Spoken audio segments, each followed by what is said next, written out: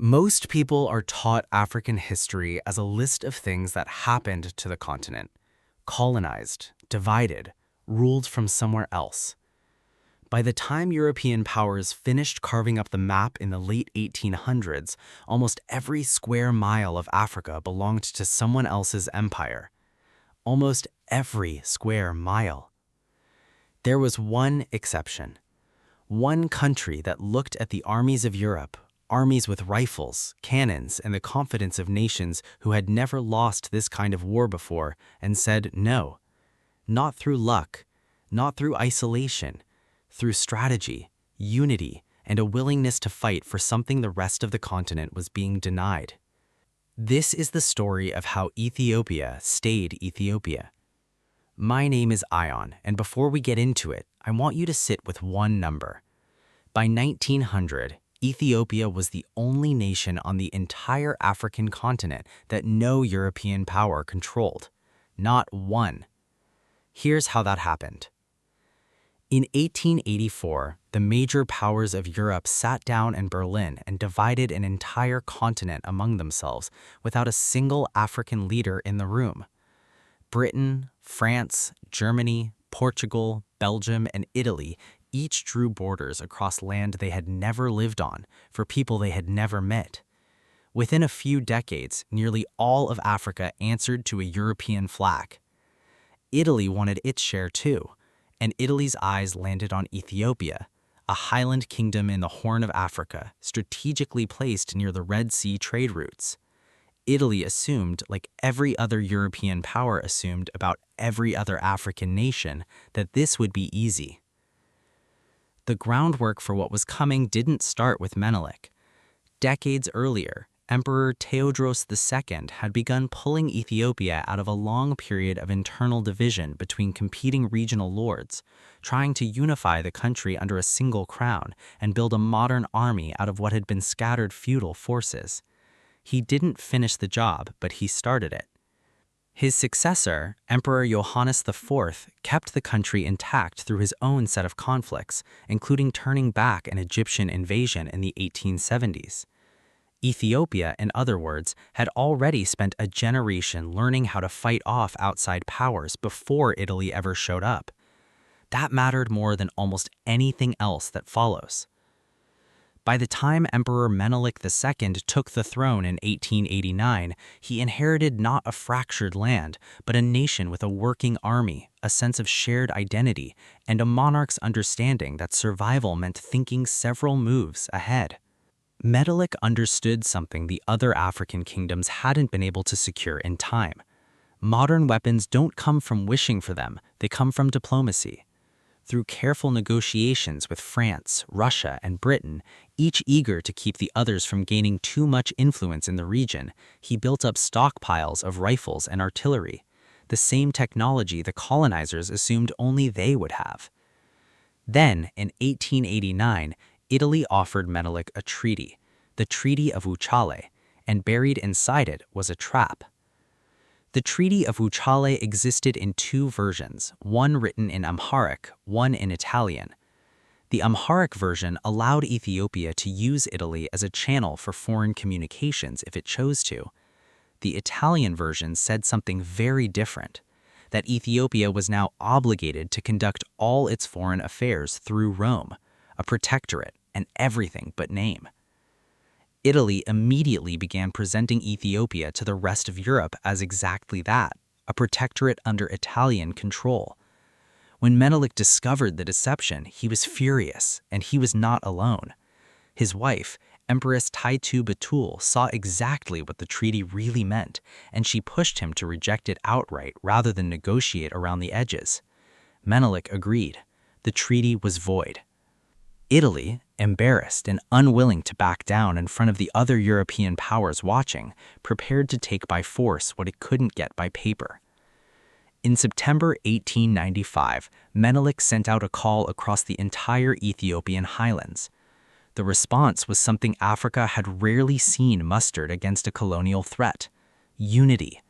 Warriors from Amhara, Tigray, Oromo, and other regions and ethnic groups answered together. Over 100,000 strong by most accounts, including peasants, artisans and volunteers from every walk of life. Empress Tai herself led her own regiment into the field. Italy sent roughly 15,000 to 17,000 soldiers into Ethiopia, confident in their weaponry and their assumption that a divided Africa would fold the way it always had. They had badly misjudged both the terrain and the army waiting for them. On March 1, 1896, near the town of Adwa in northern Ethiopia, the two forces met. Menelik split his army into 3 wings and used the highland terrain the way a home team uses its own field. His forces held the high ground, while the separated Italian columns, cut off from each other and from their cavalry, walked into terrain they didn't understand and couldn't escape. One Italian journalist who covered the war later wrote that the Ethiopian army had been drawn from every ethnic group and nationality in the country, an observation that, intended or not, captured exactly why the Italian strategy failed. They had planned to fight a fractured opponent. They met a unified one. By the time the sun set, it was over. Italy had lost thousands of soldiers, with thousands more captured, nearly half of its invasion force by most estimates. It remains the largest defeat of a European colonial army by an African force in the entire era of the Scramble for Africa.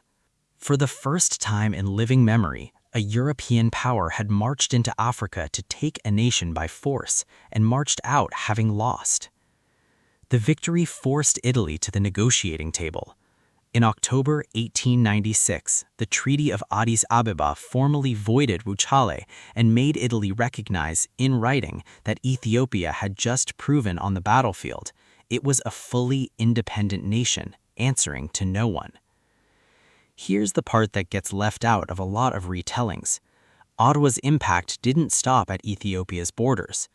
Word of the victory spread across the colonized world, through West Africa, through the Caribbean, through Black communities in the United States who had been told over and over that European conquest was simply how the world worked now. Ethiopia had just shown that it wasn't inevitable. It had never been inevitable. It just hadn't been stopped anywhere else yet. In years, Ethiopia became a symbol at the center of an entire political movement. Pan-Africanists began invoking Ethiopia's independence as proof that African self-rule wasn't a fantasy. The activist and organizer Marcus Garvey built part of his vision for Black self-determination around it, urging his followers to look towards Ethiopia as evidence of what was possible. Decades later, Jomo Kenyatta, who would go on to become Kenya's founding president, stood at a Pan-African Congress and pointed to Ethiopia's independence as one of the last remaining sources of pride for Black people everywhere in the world at that time. A religious and cultural movement called Ethiopianism grew out of that same moment, and the Rastafari movement in Jamaica would later draw directly on Ethiopia's symbolism as well. Decades after that, when African leaders founded the Organization of African Unity in 1963, they chose to headquarter it in Addis Ababa, not by accident, but because of what that city and that country had already come to represent. One afternoon in 1896 had become a permanent reference point for an entire continent's fight for self-rule. But independence doesn't stay guaranteed forever. And nearly 35 years later, Ethiopia was tested again. In 1935, Italy invaded a second time, now under Benito Mussolini, with a modern army and, in violation of international law, chemical weapons. This time, the outcome was different. Emperor Haile Selassie was forced into exile, and Italy occupied Ethiopia from 1936 to 1941. It's worth sitting with that honestly. Ethiopia's independence was not some permanent, untouchable status. It was occupied. But even then, Ethiopian resistance never fully stopped inside the country, and in 1941, with the support of British forces during World War II, Ethiopia was liberated, and Haile Selassie returned to the throne. 5 years of occupation inside a history of thousands of years of self-rule. Even the one exception to Africa's colonization had to fight for it twice. What stays with me about this story isn't just the battle, it's the sequence. a king who modernized before he needed to, a treaty read carefully enough to catch a lie hidden inside it, and an army that showed up united instead of divided. Every piece of that had to happen before the crisis arrived, not during it.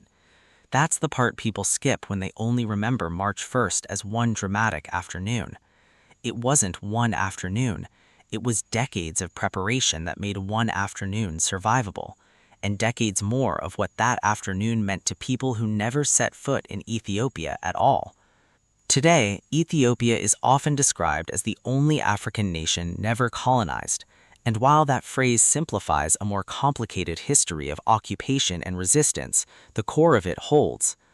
Adwa remains one of the most consequential battles in the story of colonial-era Africa, not because it ended colonization on the continent, but because it proved undeniably that it could be ended. Menelik II is remembered as a military strategist and a diplomat. Empress Tetu is remembered as the woman who read a treaty closely enough to see through it, and then led troops onto the field herself. And Adwa is remembered as the day the myth of an unbeatable European army stopped being true, and as the spark that decades later, a movement spanning 3 continents would still be pointing back to. The lesson isn't really about Ethiopia alone. It's about what unity, preparation, and paying close attention to the fine print can do against odds that look, from the outside, completely settled.